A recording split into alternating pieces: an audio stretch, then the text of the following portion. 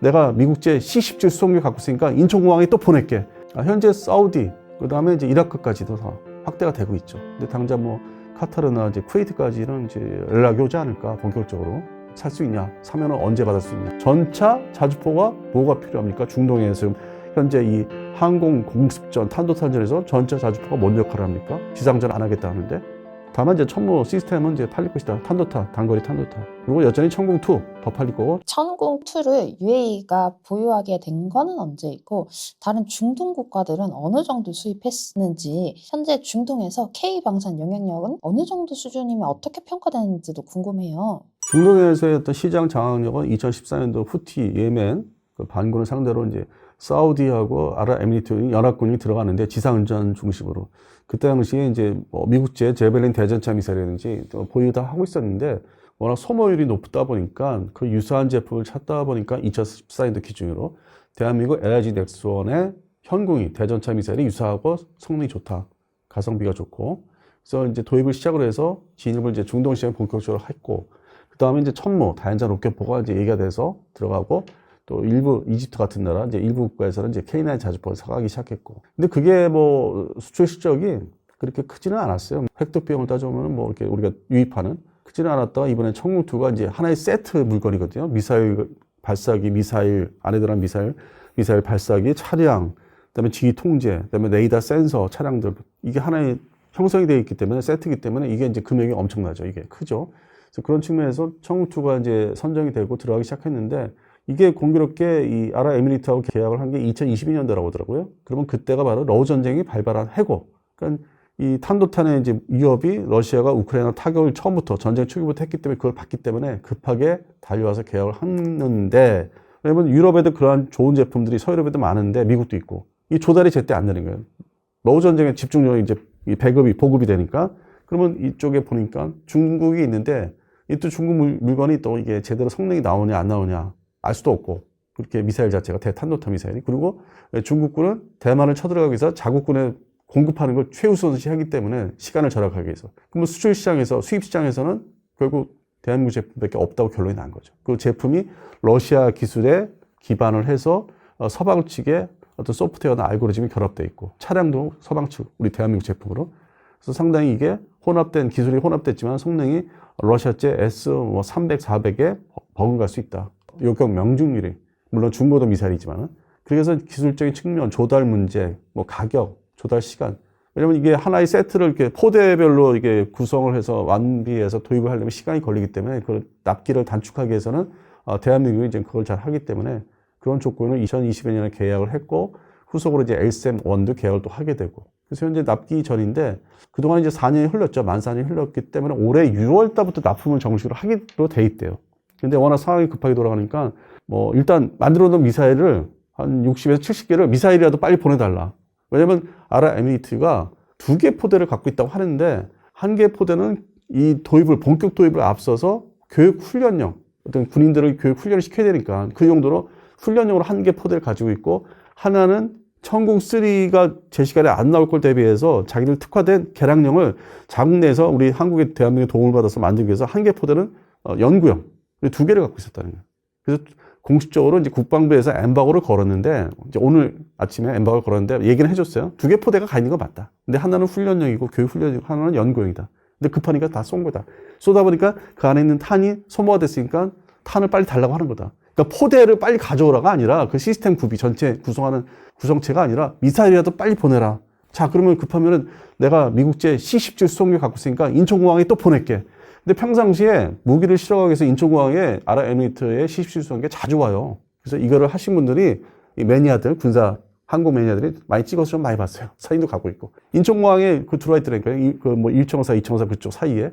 그래서 이제 그런 무기를 가져가기 위해서. 이번에도 올 거예요. 그래서 이거를 또 하실 분들은 그걸 노리고, 아니면 신문사 분들이 반대편에 산에서 찍기 위해서 또 들어가겠죠. 미사일 실어가는 걸 이제 찍기 위해서. 이제 그런 부수적인 상황이 또 발생할 겁니다. 현재 사우디, 그 다음에 이제 이라크까지도 다 확대가 되고 있죠. 근데 여기서 아랍에미리트, 사우디, 이라크면은 나머지 지금 미사일을 맞은 K방산을 또 외면하는 나라가 이제 하나가 쿠웨이트예요. 쿠웨이트도 달려올 곳이고, 그러니까 관계는 좋은데 이게 또 보수적이라서 쿠웨이트가 그 옛날 30년 전에 중국산 자주포는 도입을 했어도 K방사는 또 소홀히 하더라고. 그래서 내가 좀 저기 아쉽고 좀 서운한 게 있는데 쿠웨이트도 올 것이고 바레인은 또 워낙 작은 지역이고 거기도 이제 우리한테 문의를 할 것이고 그다음에 카타르 역시도 할 거고 다 작은 나라들 거기서. 또 오만은 좀 땅이 큰데 오만은 국방비나 이제 공군력이 좀 모자라서 오만까지 뭐 우리한테 손을 내밀까 싶기도 하고 근데 당장 뭐 카타르나 이제 쿠웨이트까지는 이제 연락이 오지 않을까 본격적으로 살 수 있냐 사면은 언제 받을 수 있냐 그리고 동시에 이제 뭐 미국제 패트리어트 시스템도 또 추가로 알아볼 것이고 유럽제도 알아볼 것이고 그래서 정신이 이제 없을 거예요. 그런 대탄도탄 요격력 그다음에 수량 미사일이나 드론에 대해서 대응할 수 있는 그런 방어 미사일들 여기저기서 이제 사서 구비를 해야 되니까. 그래서 이번 뉴스에서도 보시면은 아랍에미리트 군이 5개 종류의 미사일을 갖고 있다고 하더라고요. 근데 거기 그 중에 하나가 물론 청군2이기도 하지만은 또 하나가 다른 하나가 이스라엘제 바락 대공 미사일 시리즈. 깜짝 놀랐어요.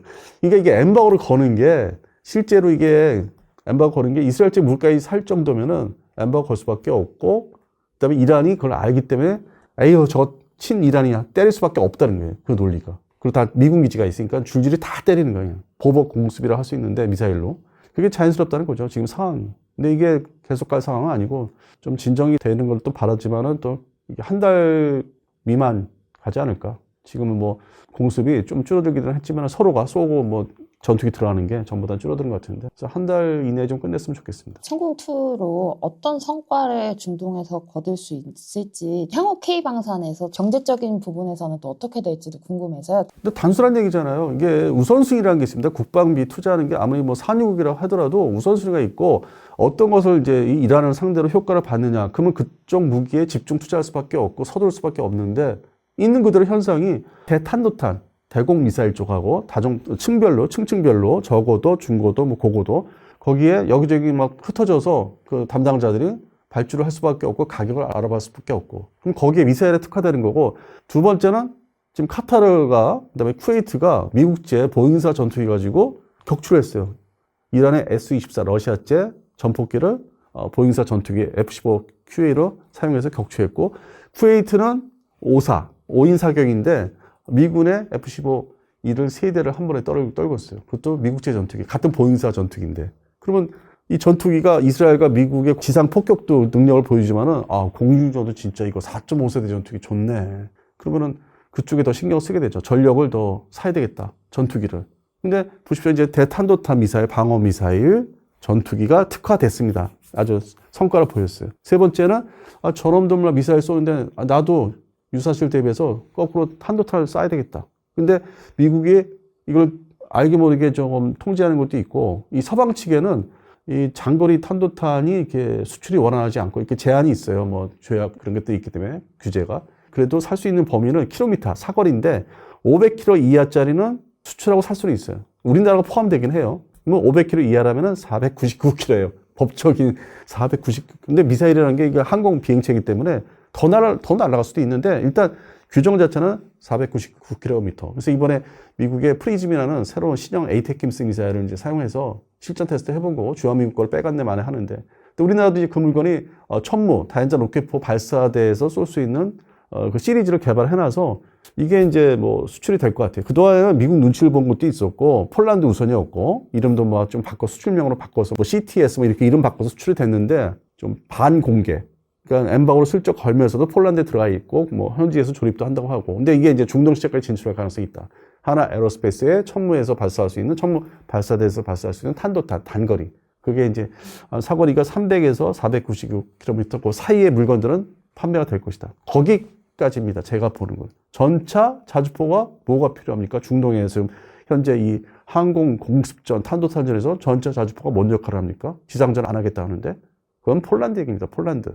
그래서 여기다 껴놓지 마십시오. 전차 자주포 상관도 없어요. 아니 그냥 뉴스 보면 전차 자주포 여기서 뭐가 나와요? 그래서 그런 측면에서는 상관이 없는 거고 다만 이제 천무 시스템은 이제 팔릴 것이다. 탄도탄, 단거리 탄도탄. 그리고 여전히 천궁2 더 팔릴 거고 전투기가 미국제 중심으로 나갈 것이다. 중국 방산과를 좀 비교하면 이번 성과로 우리나라 K방산이 좀 더 우위를 좀 선점했고 홍보 효과가 있었다라고 볼 수도 있을까요? 객관적으로 평가를 해야 되는 게 그렇다고 제가 지금 중국 편을 드는 얘기 아니에요.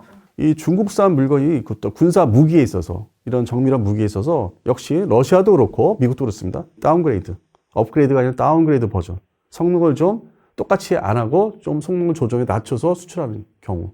그러면 이게 제 성능이 안 나오잖아요. 그리고 해당되는 레이더 시스템을 운영하는 운영 요원들이 이게 복잡한 시스템이기 때문에 지휘 통제 부분이기 때문에 그 인적 자산들이 같이 수출 나갈 때 거기 현지에 파견돼서 일정 기간 동안 그걸 소위 지원을 했느냐, 후속 군수 지원을 했느냐, 그다음에 제대로 가르쳤느냐, 그 뭐 매뉴얼에 따라서 이제 그런 문제가 많이 이제 작용하죠.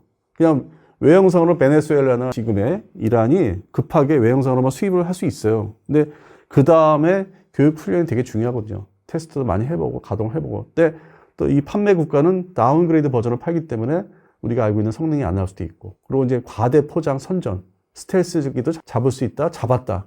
그거는 자국 내, 중국 내에서 테스트해보니까 그 성과는 나왔는데 수출품에 있어서는 그게 상당히 기밀을 유지해야 되기 때문에 중국 입장에서는 그거를 좀 더 빼고 줄 수 있다. 일반 전투기나 좀 세미 스텔스기나 잡을 수 있는 그렇게 해서 포장해서 갈 수가 있거든요. 그래서 공통점이 나온 거고. 그리고 이제 태국의 사례가 이제 캄보디아하고 이제 국경 분쟁을 하는데 중국제 전차 VT4, VT4 전차를 도입해서 운영을 해보니까 몇 발을 발사하니까 포가 부셔지더라, 망가지더라. 근데 근본적으로 VT4는 오리지널 중국에 자기들이 아끼는 주력 전차인 99 전차 시리즈를 그대로 준 게 아니라 다운그레이드, 수출품으로서 가공해서 내보낸 자기들은 사용 안 하고 해외 수출품 전용으로. 하자가 있을 수밖에 없죠. 뭔가 성능을 좀 손을 봐서 낮춘 거니까. 그리고 포신 그 수명도 아무래도 가공 그 공장에 따라서 우리는 이제 뭐 현대 한군에서 하지만은 중국은 뭐 두세 군데 이런 데서 가공 공장의 실력이 떨어지면은 야 수출품은 여기에서 만든 거 보내고 우리 내수용은 여기서 만든 거 잘 정밀 가공한 거 여기 나한테 주고 넌 거기서 판매해서 끼워서 판매해. 이렇게 되면은 그 전차도 이제 형편없게 되는 거고. 그다음에 JF-17이라는 전투기는 워낙 처음부터 파키스탄군을 위해서 파키스탄 공군에서 형식상 공동 개발한 건데 그것도 수출품이고 그러다 보니까 뭐 시스템이 제대로 가동이 안 된다, 정밀 타격이 안 된다. 뭐 나이지리아 군도 그렇고 뭐 파키스탄 군도 사용하고 있지만은 특히 나이지리아 군에 준 거는 더 다운그레이드 버전일 수 있고 또 파키스탄이 뭐 개입을 해서 그래서 그런 측면에서 중국산 무기가 대만을 침공에 의해서 가지고 있는 무기가 다 똑같을 것이라고 보면 또 그것도 좀 잘못된 생각일 수도 있고 그러니까 해외 수출품은 좀 품질이 낮다, 안 좋다. 그런 정도로 얘기할 수는 있죠. 조금 더 가격을 쓰더라도 품질이 좋은 무기를 원하면 중국산이 아니라 K방산을 선택을 하는 거고. 아니 이번에는 이제 알게 된 거죠. 이번에 알게 돼서 K방산의 품목들을 다 뒤져볼 텐데 앞서 말씀드린 대로 기존에 다종다양한 물건들이 있어도 이게 개량량들이 좀 있어야 되는데 손 좀 봐야 되는데 지금 그게 아닌 것들이 좀 많다는 얘기예요. 지금 안타깝고 아쉬운 게 천마 시스템이라는 단거리 대공 미사일 시스템이 그게 대표적인 예예요. 대한민국의 K방산 물건들은 뭐 나름대로 지금 잘 수출이 되고 시작을 한 거죠. 2022년 러전쟁 시작으로. 근데 뒤늦게 이게 좀 고성능, 정밀화된 무기, 그것도 공중 투발사의 미사일 종류가 사실 신경을 안 썼어요. 우선순위도 아니었고 개발하는 데 있어서. 그래서 뒤늦게 와서 최근에 이제 4년, 5년 사이에 투자가 들어가고 시작했는데 발제가 돼서 뭐 방사청에서 의결해서 통과시키고 개발을 하겠다고. 근데 앞으로 향후에 뭐 2032년, 34년 그때 가서 나와야 되고 더 시간이 지연될 수도 있고. 근데 우리 이제 뭐 말씀하신 대로 이스라엘은 지금 내세우고 이란에 공습을 하는데 이 거리상으로 따져보면은 그냥 뭐 정밀 유도폭탄 사거리가 뭐 20여 킬로미터까지 그 정도가 아닌 것 같은데 어떻게 개전 초기부터 뭐 원거리에서 때렸대. 거리가 뭐 아무리 따져봐도 이스라엘 기지에서 중간에 시리아도 있고 이라크도 있는데 그 공역에서 때렸대 하는 거는 바로 공중 투발사할 수 있는 공중발사 탄도탄이 있습니다. ALBM. 이 부분은 우리가 지금 기술적으로 생각도 못하고 있어요.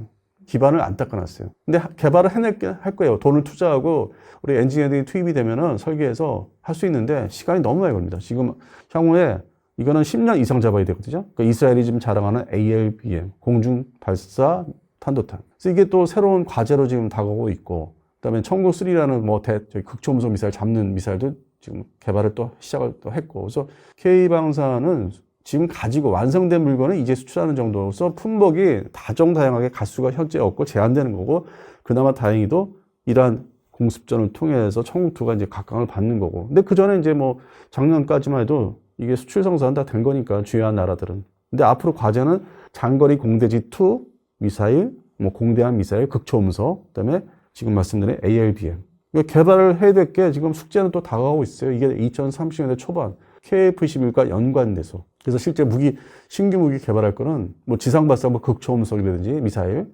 그래서 지금 러시아 중심, 뭐 중국 중심, 미국도 지금 개발을 한다는 것도 완성은 안 된 것도 많지만은 또 이스라엘이 먼저 치고 나간 ALBM이라는 미사일, 공중발사 탄도탄. 이게 가면 갈수록 또 새로 개발하니까 자꾸 숙제가 생기는 거고, 그 와중에 그런 어떤 국가적인 재원을 마련하려면은 기존에 뭐 자주포, 전차, FA50, 그다음에 천마, 그다음에 이제는 천궁2까지 온 거예요. 그러니까 수출 품목도 앞으로 더 늘려야 될 것도 많고, 그러면서 또 개발할 것도 많고, 이제 시작이라는 거예요. 진짜 K방사 시작이 그렇게 뭐 주식시장에서 그거 뭐 단조롭게 단순하게 과대 포장해서 그렇게 할 지금 시기가 이제 시작된 건데, 갈 길이 더 먼데. 어떤 거를 K방산 좀 이렇게 지원이 더 필요하고 가장 지금 제일 필요한 것과 좀 사람들이 이런 부분에서는 지나치게 과장하지 않았으면 좋겠다. 요거 한마디만 더 조언해 주실 수 있을까요? 일단은 이제 우선적으로 뭐 여러 가지 상황을 떠나서 국방과학연구소가 미사일 쪽에 여러 다종다양한 미사일 쪽에 특화돼서 개발을 해낼 수 있도록, 그동안에는 이제 지대지 미사일, 탄도탄 중심으로 이제 했다면은 순항 미사일하고, 앞으로 이제 공중 투발사할 수 있는 이런 미사일들의 집중 투자를 이제 받아서 R&D 비용을 받아서 인력도 더 지원을 이제 확대하고 확충할 수 있게 해서 국가적으로 이제 좀 예산 지원이 좀 많이 따라야 되지 않을까. 그리고 그렇게 해서 물건이 완성되면은 곧바로 이제 해당되는 사형군, 공군이죠. 해군도 포함될 수 있고 좀 많이 좀 사야 된다. 지금 전쟁을 저렇게 보니까 뭐 미사일 숫자라든지 보유 수량이 한두 발 가지고 안 되잖아요. 더 많이, 아주 뭐 많이 비축을 해놓고, 그다음에 뭐 저장고가 뭐 한반도가 대한민국 뭐 작은 나라지만은 어떤 좀 저 남쪽에 창원 중심이라도 어디 좀 빈 땅들 많으니까 그런 장소도 되게 중요하거든요. 공군 기지만 중요한 게 아니라 이제 그것도 같이 결합을 시켜서 개발해서 생산해서 어디다 보관할지 유사시 대비해서 이런 게 다 맞아 떨어져야 되거든요. 그래서 그런 면에서 상당히 중요하고, 예전에는 좀 자주성에 대해서 그냥 덮어놓고 일단 지금 별일 없으면 돼라는 시선들이 좀 있었는데, 이제는 K방산 기술력도 올라가고 좀 트랙이 돌아가기 시작하면서 우리가 우리 걸로 우리를 지켜야지 이런 시선이 좀 생겼는데, 이 부분에 대해서는 또 어떻게 생각하시는지 궁금해요. 일단 국방비는 줄이면 안 되고요. 그리고 현 정부에서는 계속 연도별로 한 해 한 해 갈수록 늘린다고 했기 때문에, 다만 아쉬운 게 있다면 그 다음 새로운 정부가 이제 뭐 누가 될지 모르지만은 그걸 계속 기조를 이어가면은 국가의 어떤 방위 산업뿐만 아니라 우리를 지키는 거에 있어서 큰 저기가 발전이 될 텐데, 그건 이제 뭐 정치적인 얘기 또 결부될 수 있으니까 그것까지 제가 뭐 얘기할 수 없는 거고, 근데 바란다죠. 바라는 거고. 그리고 뭐 이게 자꾸 언론이 지금 그들이 힘이 세죠. 소위 뭐 지상파나 신문사 뭐 있죠. 대표적인 신문사들이 자기들이 힘이 세다, 어떤 권위와 어떤 영향력이 있다고 해서 여전히 얘기하는 게 과장된 얘기를 핑계를 대는 게 시간에 쫓겨서 한다는데, 뭐 자주국방 얘기하고 뭐 이제 믿을 놈이 없다, 믿을 나라가 없다.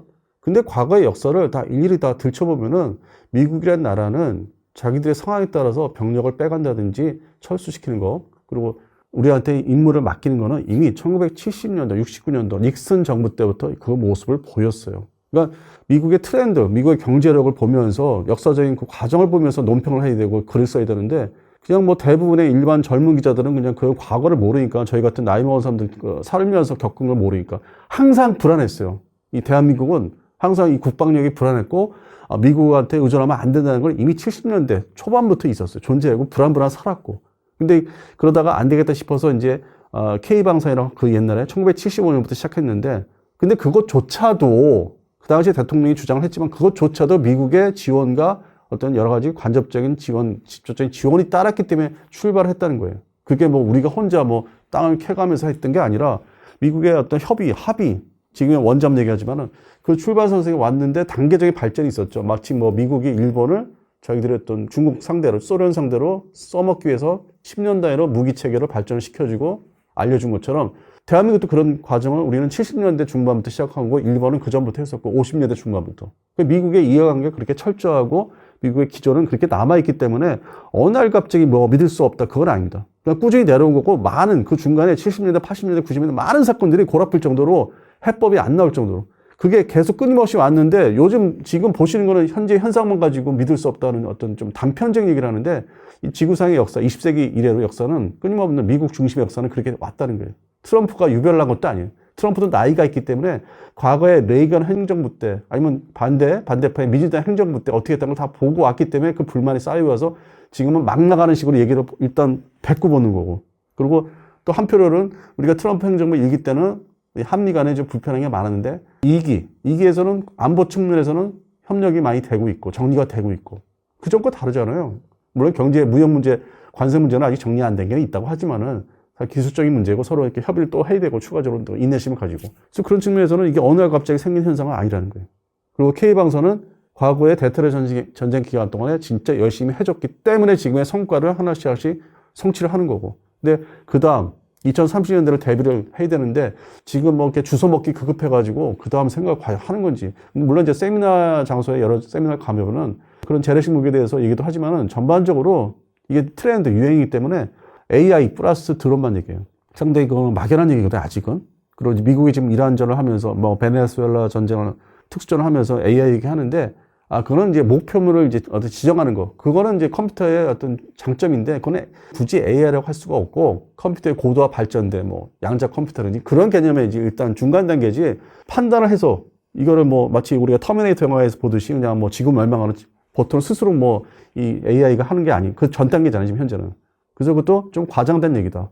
목표물 선정은 일반 사람들이 하려면은 그 지휘부에서 하려면 상당히 골 아픈 거거든요. 잘못 오류를 범할 수도 있고. 근데 그거를 컴퓨터에 시스템에 데이터를 넣고 하면은 딱 추려주잖아요. 어디 먼저, 어디. 그런 측면에서 사용한 거고, 이게 그 전 단계고. 그래서 K방산 뭐 AI 여러 가지가 지금 아직 혼재돼 있어서 지금 과도기로 좀 보고 있어요.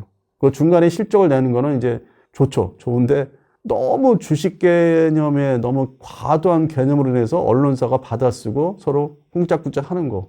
근데 일반인들이 볼 때는 이게 전문적으로 알고 있는 거죠. 그래서 그런 게 좀 불만이 있습니다.